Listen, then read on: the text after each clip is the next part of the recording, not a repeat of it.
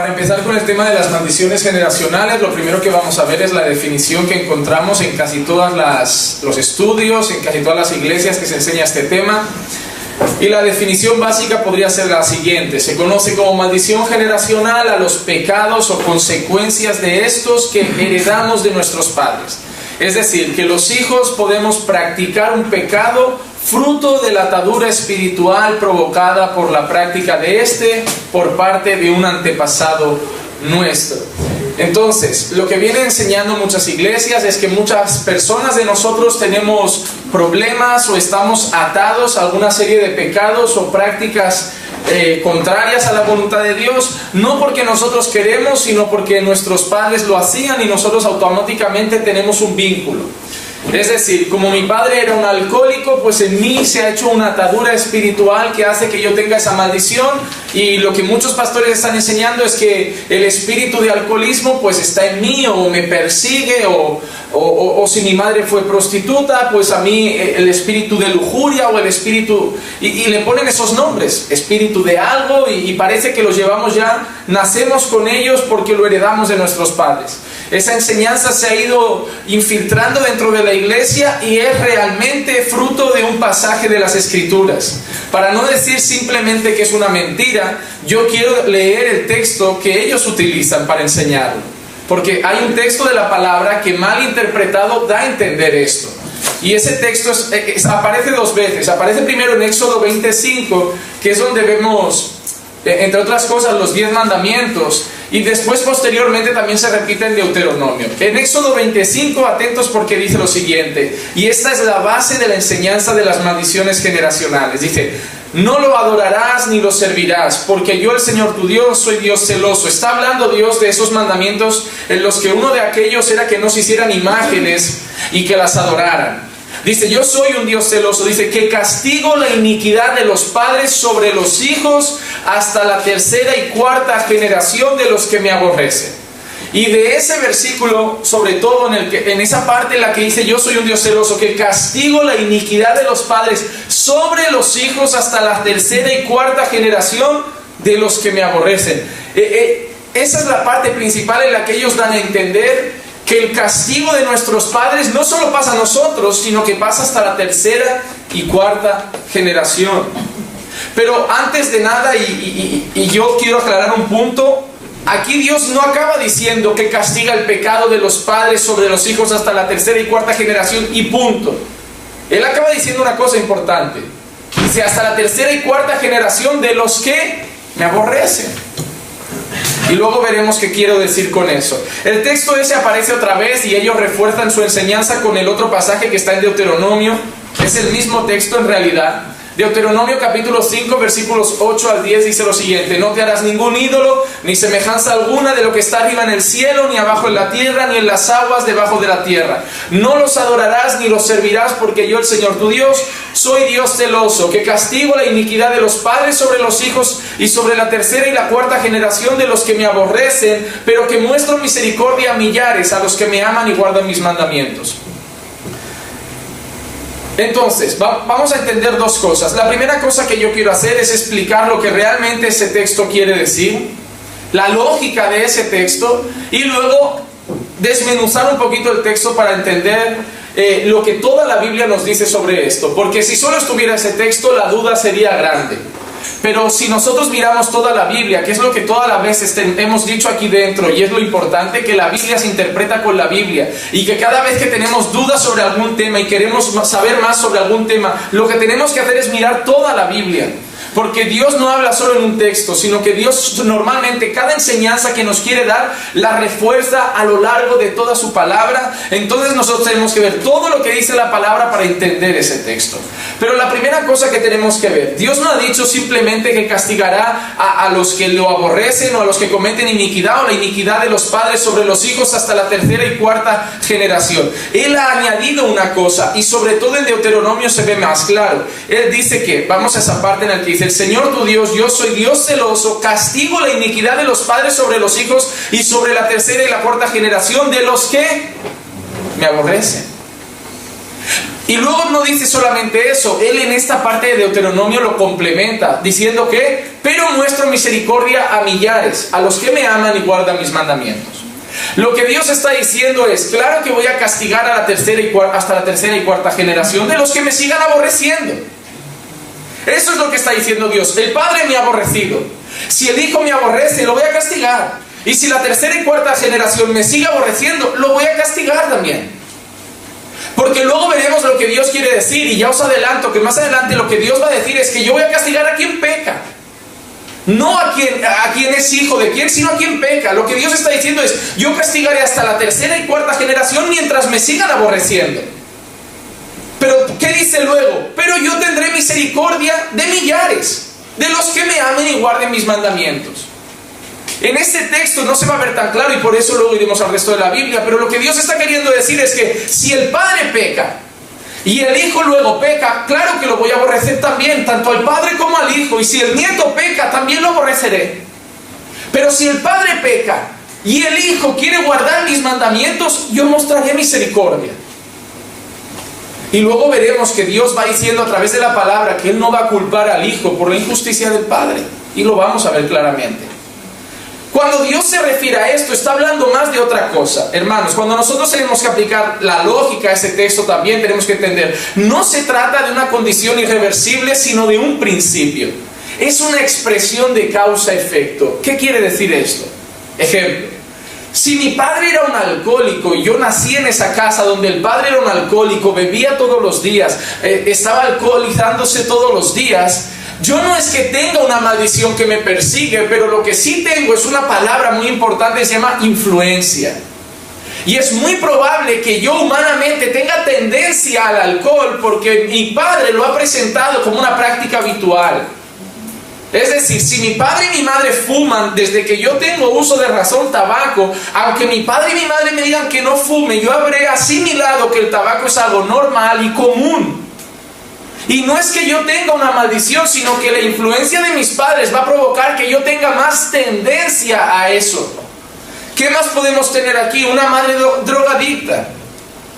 No es que el hijo acabe siendo una generación maldita, pero el tener una madre drogadicta en casa supondrá una mala estabilidad económica, una mala estabilidad emocional, una mala estabilidad en la educación del niño. Y eso va a traer que seguramente el niño tenga problemas para sociabilizar con las personas, tenga tendencias de ser rebelde, no sea emocionalmente estable ni espiritualmente estable, no por una maldición, sino porque ha tenido una carencia en casa. Y eso ha tenido consecuencias, son causa-efecto.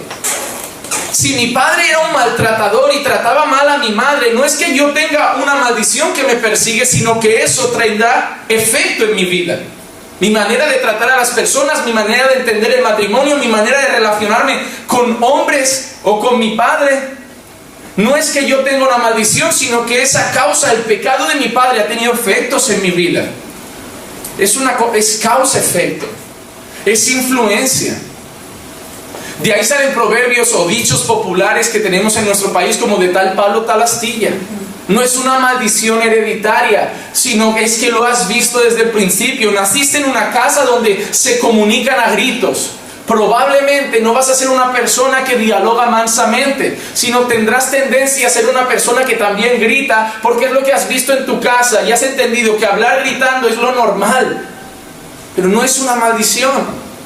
Es la influencia de un pecado en una casa que ha tenido consecuencias en un hijo. Pero que, como veremos luego, si ese hijo conoce al Señor, él va a tener libertad para decir, yo ahora soy nueva criatura. Y aquí no entra ninguna maldición ni consecuencia que valga. Lo que vamos a hacer ahora es, además de esos textos, vamos a ver textos bíblicos que muestran que esto no es una sentencia para próximas generaciones y que Dios no castiga a un hijo por el mal que hace un padre, porque eso sería injusto. Si Dios condenara a cada hijo por el mal de nuestros padres, significaría que aunque yo hoy quisiera adorar a Dios, mejor ya me voy al mundo porque yo igualmente estoy condenado por lo que mi padre ya hizo, mi antepasado más directo hizo. Pues no tendría sentido estar hoy en la iglesia, sería ilógico. Decir, ¿para qué voy a adorar a Dios si yo ya estoy sentenciado? Yo ya estoy maldito. De ahí inventaron el qué, pues quebremos, ¿no? Un montón de cultos de liberación y de oración y de intercesión en las que se busca quebrar maldiciones hereditarias, en las que se cantan canciones de romper cadenas, desatar cadenas, oraciones intensas donde la gente grita, el pastor te pone la mano en la cabeza y todo espíritu de tu padre, todo espíritu de brujería, todo espíritu de borrachera sale de tu vida, y parece que los pastores han olvidado que aquel que está en Cristo es nueva criatura. Y que si el pastor me tiene que liberar de cosas de mi pasado, lo que el pastor está indirectamente enseñando es que Cristo no libera a la gente. Es que el Espíritu Santo no nos hace totalmente libres.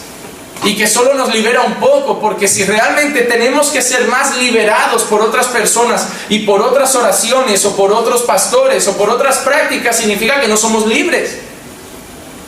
Pero si realmente lo que dice la palabra es que aquel que está en Cristo es libre, yo ya no necesito ni cultos de liberación, ni oraciones para que me saquen demonios, ni rotura de maldiciones, porque en Cristo, si el Hijo os libertare, verdaderamente sois libres. Miren textos que refutan esto. En el propio libro de Deuteronomio, el capítulo 24, el versículo 16, mire que dice claramente: los padres no morirán por sus hijos, ni los hijos morirán por sus padres. Cada uno morirá por su propio pecado. ¿Ven la sencillez? ¿Ven la facilidad en la que Moisés escribe ese pasaje?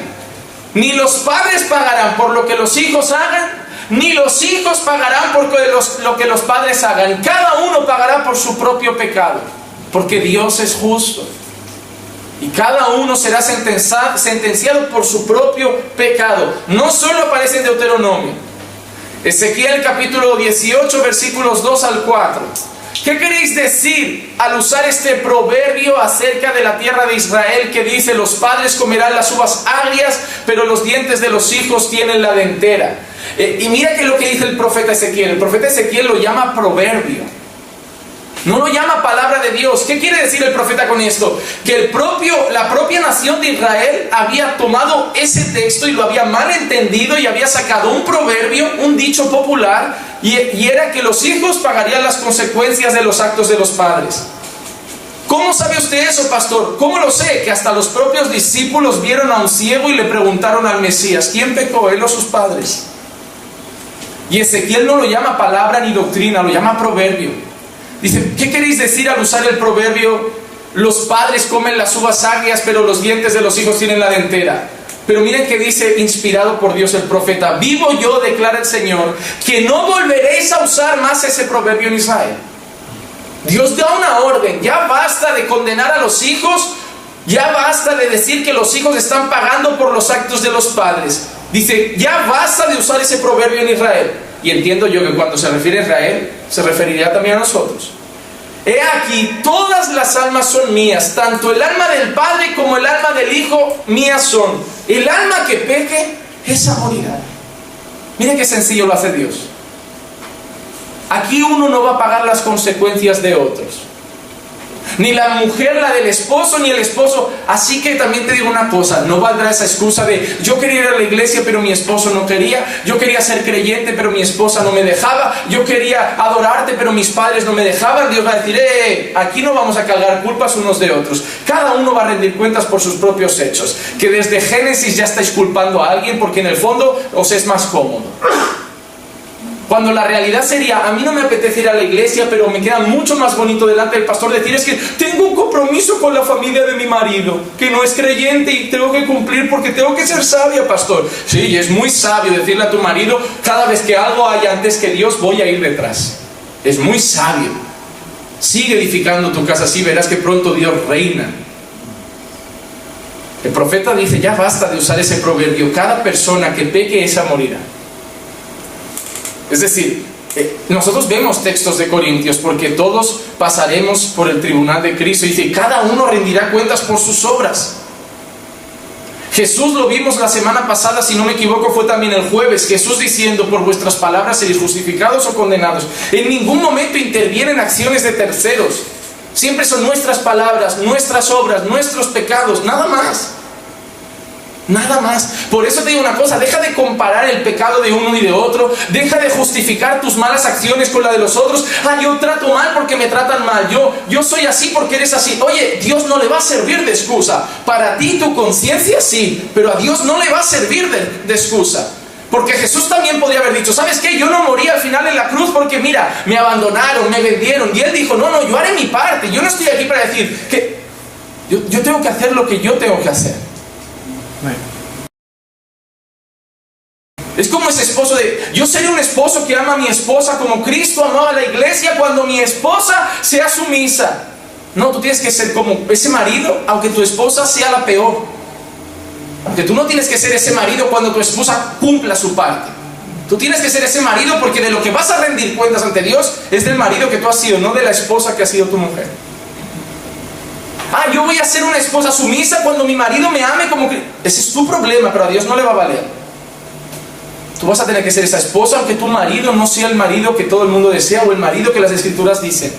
Yo seré un buen hijo cuando mis padres... Esa gente que dice, ¿yo cómo voy a orar si mi padre no ora? Es cómodo, ¿verdad? Es fácil, te sienta bien esa excusa. Tú tienes que orar aunque tu padre no ore. ¿Yo cómo voy a leer la palabra si mi padre no lee la palabra? Porque tú tienes que hacer tu parte. Nosotros no estamos aquí para... ¿Cómo voy a evangelizar? Yo si el pastor no evangeliza, ¿desde cuándo? ¿Cuánta gente usa esas excusas? No nos comparemos.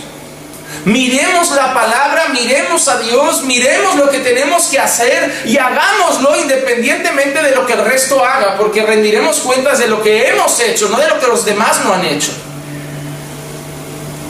Pastor, es que nuestra iglesia es así, pero las otras son así. No te compares.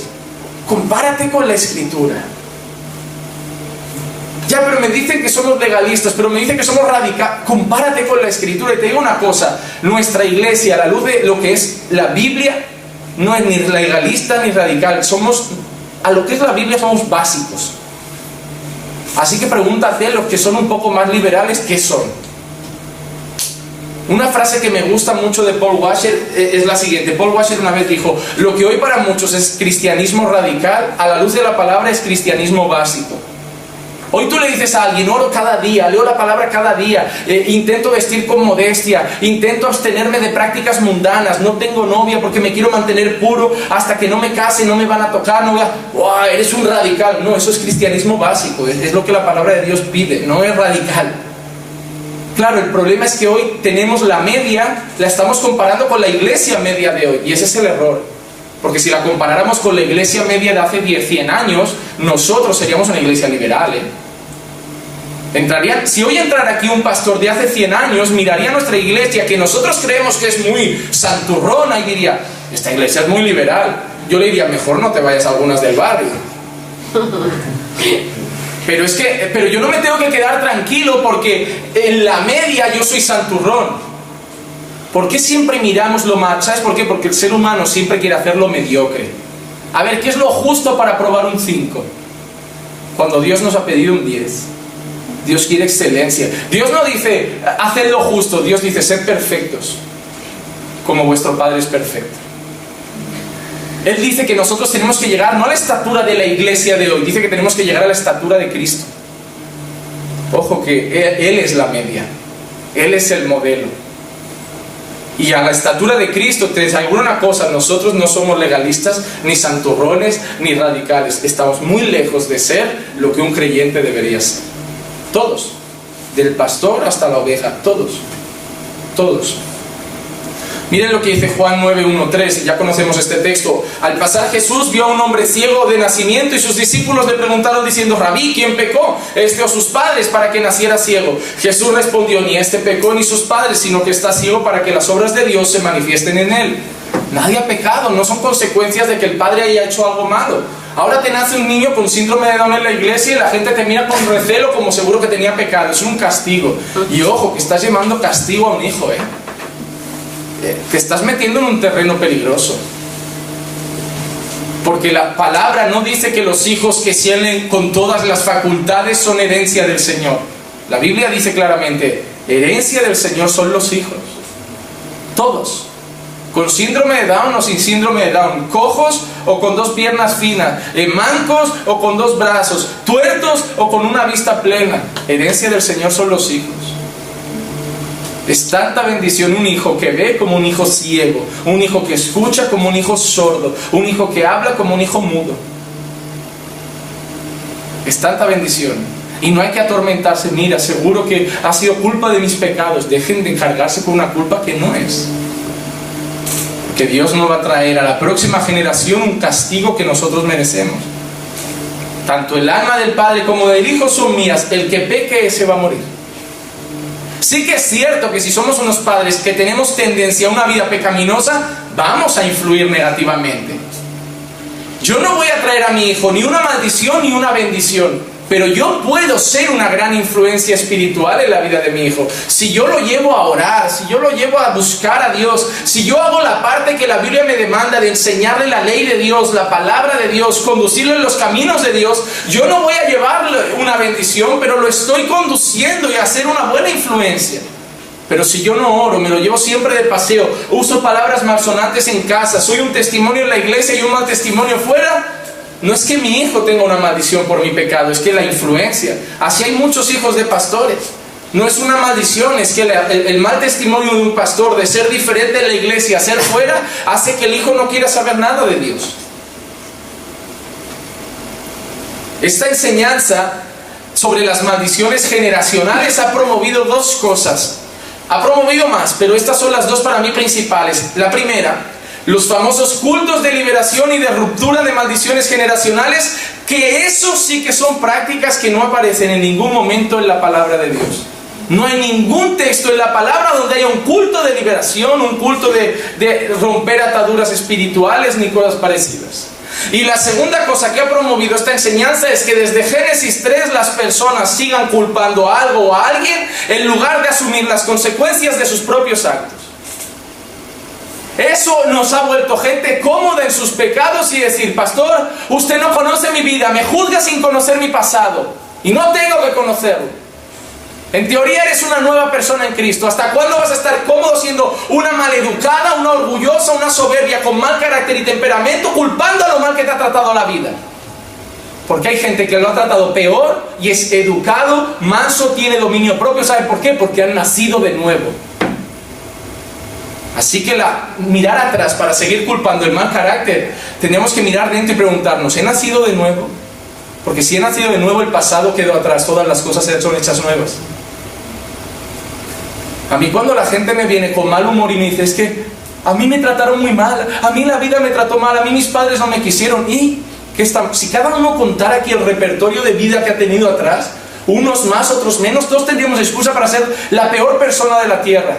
No creer en el amor, no querer estar casados por lo que hemos visto en nuestras familias, no creer en el matrimonio por lo que hemos visto en nuestros padres, no creer en las mujeres por lo que ya nos han hecho en el pasado, o no creer en los hombres por lo que ya nos han hecho, pero le hemos dado otra oportunidad al amor, otra oportunidad al matrimonio, otra oportunidad a la amistad, otra oportunidad a la iglesia, porque no culpamos al pasado, sino que vemos el presente, el nuevo presente que ha hecho Cristo en nosotros, y miramos al futuro que nos tiene preparado.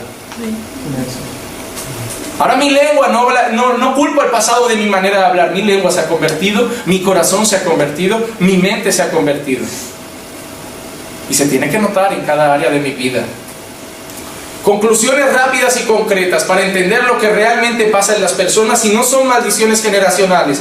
Número 1, tenemos que recordar: nacemos muertos en delitos y pecados. No hay maldición que valga, es que ya nacemos muertos en delitos y pecados. Efesios 2:1, y Él os dio vida a vosotros que estabais muertos en vuestros delitos y pecados. Hermano, una noticia: no es que nazcamos con una maldición generacional, es que nacemos muertos en nuestros delitos y pecados. Nacemos pecadores.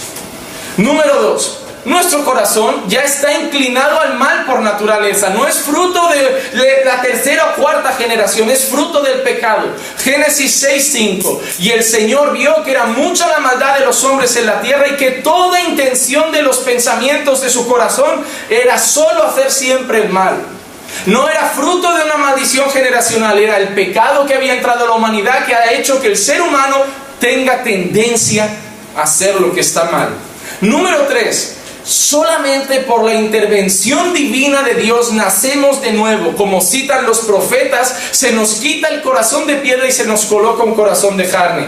Como dijo Jesús en Juan 3:3, respondió Jesús y le dijo: en verdad te digo que el que no nace de nuevo no puede ver el reino de Dios.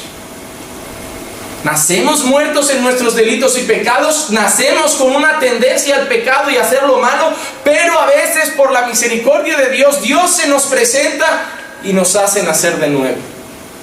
Ese nuevo nacimiento es lo que otros profetas como Jeremías dicen: yo quitaré vuestro corazón de piedra y os daré un corazón de carne y pondré en mi espíritu para que andéis en mis caminos. Pero es una obra que solo Dios puede hacer. Número 4, ya no tenemos una inclinación natural hacia el pecado en nuestra nueva naturaleza. Es decir, si dices que has nacido de nuevo, pero sigues teniendo inclinación al pecado, no has nacido de nuevo. Porque primera de Juan, capítulo 3 y versículo 9, el apóstol Juan dice: ninguno que es nacido de Dios practica el pecado, porque la simiente de Dios permanece en él y no puede pecar porque es nacido de Dios. O sea, si todavía tienes la tendencia, si todavía estás atado a la pornografía, a la masturbación, a la sexualidad, a la fornicación, al adulterio, a la ira, al enojo, al rencor, a la rabia, no es que tengas un problema, es que no has nacido de nuevo, porque dice la palabra de Dios que el que ha nacido de Dios no practica el pecado, porque la simiente de Dios permanece en él y no puede pecar. Y esa parte a mí me encanta: no puede pecar. No es que esté prohibido como una norma decir no puedes, es que de él no sale. Os digo lo siguiente: una persona que ha nacido de nuevo, que no ha nacido de nuevo, cuando alguien le hace algo, él tiene rencor y lo puede guardar. Pero una persona que ha nacido de nuevo, aunque quiera tener rencor, dice: es que no puedo tener rencor contra ti, no me nace, no me sale. Ya no soy yo esa persona. Antes tendría rencor y hoy, sin embargo, tenemos una iglesia que lucha contra el rencor, lucha contra la ira. Ayúdame a perdonar, ayúdame. ¿No te das cuenta que todavía es natural en ti lo malo? ¿Por qué hay que luchar tanto para algo que no tendría que ser una lucha? ¿Cómo puede ser que alguien, imagínate a Jesús diciendo: ayúdame a amarlos, ayúdame a perdonarlos, ayúdame a cuidarlos? ¿Debería nacer de ti? Si realmente el amor de Dios está en tu corazón, no debería ser un problema perdonar. Yo no hay nada que me cueste menos entender que una iglesia que pide ayuda a Dios para perdonar. Es como decir: entonces Dios ya no está en ti, porque si Dios estuviera en ti, perdonar no sería un problema. Así que es momento de empezar a hacernos preguntas. ¿Por qué me cuesta tanto perdonar? ¿Por qué sigo siendo rencoroso? ¿Por qué sigo siendo orgulloso? ¿Por qué sigo siendo soberbio? Ay, pastor, todo el mundo tiene un aguijón, no me vengas con tonterías. No, hermano, tenemos que empezar a analizar si hemos nacido de nuevo. Tenemos que empezar a preguntarnos si la simiente de Dios está en nosotros. Punto 5. Tenemos igualmente que negarnos a diario a nosotros mismos. Lucas 9:23. Y decía a todos: si alguno quiere venir en pos de mí, niéguese a sí mismo, tome su cruz cada día y sígame. No es que tenga que hacer un culto de liberación, es que cada día tengo que luchar contra mí. No es un culto de liberación. La gente hoy de las iglesias carismáticas cree que va a ir a un culto de liberación y va a salir de ese culto: ¡ay, me he quitado un peso de encima, ya soy una nueva persona, ligera como una pluma! No, es una lucha diaria. Diaria. Esa gente se acaba dando cuenta que cada mes tiene que celebrar un culto de liberación, y es por eso que las iglesias pentecostales suelen tener uno a la semana. Y normalmente se cae al suelo la misma hermana, ¿te das cuenta? Si vas a esas iglesias te darás cuenta que la que rueda, cae, grita y la que es liberada es la misma semana. Y es la misma hermana. Y a veces la líder de alabanza o la líder de los niños que dices: o esa hermana finge o tenemos una endemoniada aquí dirigiendo el coro. Porque cada semana rueda la misma, hermano. En mi iglesia, cuando nosotros congregábamos en una iglesia pentecostal, siempre se caían los mismos. Es que a la hora de rodar eran los mismos. Parecía que los otros éramos unos ineptos, fríos, vacíos del espíritu. Pero en cuanto sonaba la flauta espiritual, hermano, rodaban las mismas hermanas. Ya las buscabas, diciendo: ya empieza el show del zapateo. Empieza a rodar, siempre las mismas. Y lo mejor es que yo, cuando miraba a esas hermanas fuera, son las que tenían la lengua más larga, son las que peor hablaban del pastor, son las que criticaban más a la gente, eran soberbias. Y yo digo, ¿cómo puedes rodar llena del Espíritu Santo aquí y poner a parir a tu pastor ahí? ¿Cómo puedes hablar lenguas de fuego raras, que yo creo que son espíritus, lo que no voy a decir cuáles? Pero yo he llegado a esa conclusión. Yo creo que es algo espiritual, pero no me arriesgaría a decir que es el Espíritu Santo. ¿Cómo puedes hablar esas lenguas que parece que el Espíritu Santo te domina tanto, pero luego hablar mal de tus hermanos? ¿Cómo puede ser algo tan ilógico decirme que aquí Dios te gobierna y fuera que lo dejas aquí dentro? Vienes a vivir experiencias místicas y luego eres la misma pecadora afuera. No, hermano, al que Dios gobierna de verdad, la persona que es llena del Espíritu Santo, que es otra enseñanza que daré, si puedo, la semana que viene, qué significa ser lleno del Espíritu Santo. La persona que es llena del Espíritu Santo no se nota solo en la iglesia.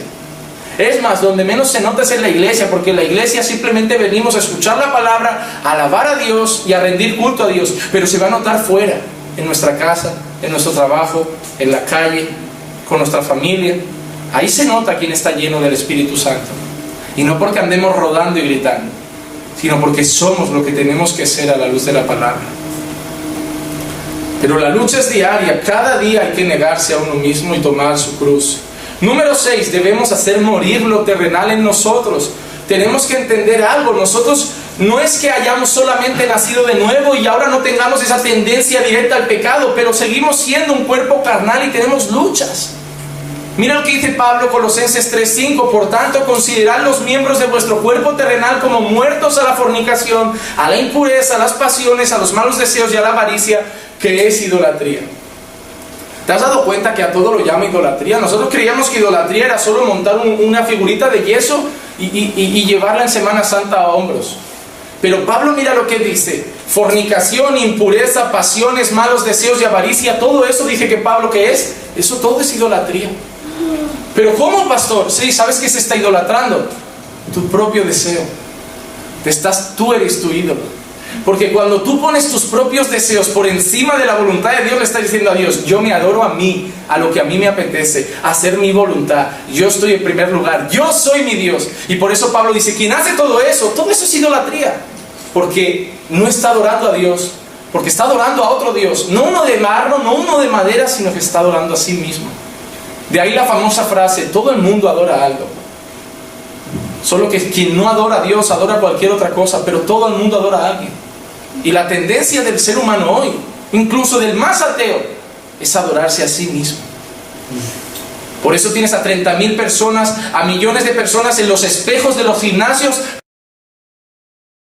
preocupados porque están perdiendo masa muscular, haciéndose fotos, midiendo cada centímetro, viendo si suben cada día 5 kilos más de peso, viendo cómo se marca cada músculo, cada bíceps, cada tríceps, cada cuádriceps, músculos que ni sabíamos que existían. No, me ha salido un músculo aquí en la ingle, me ha salido un músculo en el dedo gordo del pie y lo voy a trabajar y se ponen nerviosos porque hay gente que se va de vacaciones y en vez de buscar una iglesia, lo primero que preguntan: ¿dónde hay un gimnasio cerca? Pues estoy de vacaciones, pero hay que cuidar el cuerpo porque... No, hermano, culto al cuerpo, culto al cuerpo. La gente cree que tomo Herbalife, me cuido por salud. No es por salud, hermano, vale. Yo a lo mejor he llegado a un peso que por salud tengo que adelgazar. Pero cuando una persona se obsesiona, no es por salud, seamos sinceros, es por vanidad. Es por verse bonito, es por cumplir con los patrones de belleza de este mundo que nos ha vendido Women's Secret, que nos ha vendido los ángeles estos de las pasarelas de moda que andan en bikini, que son todos modelos brasileñas, y estas chavalas que luego sales tú y dices, ves a tu mujer, no es el ángel de la tele. Pero luego ven los vigilantes de la playa, ahora han hecho la peli nueva. Sale La Roca. Sale luego el chavalito este que hizo lo de Camp Rock, o estas para críos, que ahora se ha puesto Tomasas. Que tú ves esto y dices: pues yo socorrista no seré. Yo socorrista no voy a ser. Y entonces, ¿qué pasa? Una generación acomplejada. Chavales que no van al cole, no saben leer, no saben de literatura, no saben de gramática, no saben matemáticas, no saben la historia ni de su propio país, no saben 4 ríos de su provincia. Pero te saben decir: no se pueden mezclar carbohidratos con hidratos por la noche, no se puede mezclar tomate con la salsa, no se puede mezclar... no sé, parecen todos dietistas ahora. Culto al cuerpo. Culto al cuerpo. Tontos como un zapato, ¿eh? Pero guapos. Guapos. Que los miras a la cara y decía, Alicia, íbamos en el Esparo y decía, hoy me tengo que acercar a las caras. ¿Es tío o tía? ¿No? ¿Qué es? Todas las cejas perfectas, todo perfiladito. Digo, ¿es tía o es tía? Porque los pantalones son de tía. Hoy, Clicia, yo íbamos debatiendo, había una pareja delante y ella diciendo, 2 chicas, es un chico, 2 chicas, es un chico, 2 chicas. Digo, no, tiempo de barba, era un tío. Pero el cuerpo por detrás era una mujer. Un culto al cuerpo, a la moda, a la belleza, eso es idolatría. Eso es idolatría. Ese yo creo que es lo peor que vemos hoy. Número 7. Debemos recordar, sabiendo que Dios es el que pone tanto el querer como el hacer en nosotros. Cuando nosotros estamos en esa lucha, cuando nosotros buscamos ese proceso de santificación, cuando nosotros buscamos limpiarnos de nuestro pecado, hay algo que tenemos que tener presente. Que aunque parezca y realmente soy yo el que hace esa parte activa, hay alguien que también está haciendo esa parte en mí y ese es el propio Jesucristo. Así que, amados míos, tal como siempre habéis obedecido, no solo en mi presencia, sino ahora mucho más en mi ausencia, ocupaos en vuestra salvación con temor y temblor, porque Dios es quien obra en vosotros tanto el querer como el hacer para su beneplácito. Miren la unidad. Pastor, Pablo ha dicho que nos tenemos que ocupar en nuestra salvación, sí, pero es que también ha dicho que el que se va a ocupar es Dios, porque Él va a hacer tanto el querer como el hacer. Y número 8, recordando en todo tiempo que somos nuevas criaturas y todas las cosas viejas ya pasaron. ¡Qué maldición hereditaria! ¡Qué cosas de mis padres! Soy una nueva criatura, 2 Corintios 5:17. De modo que si alguno está en Cristo, nueva criatura es. Las cosas viejas pasaron y aquí son todas nuevas. Y número 9, teniendo la certeza que en Cristo somos completamente libres, como dijo él en Juan 8:36. Así que si el Hijo os hace libres, seréis realmente libres.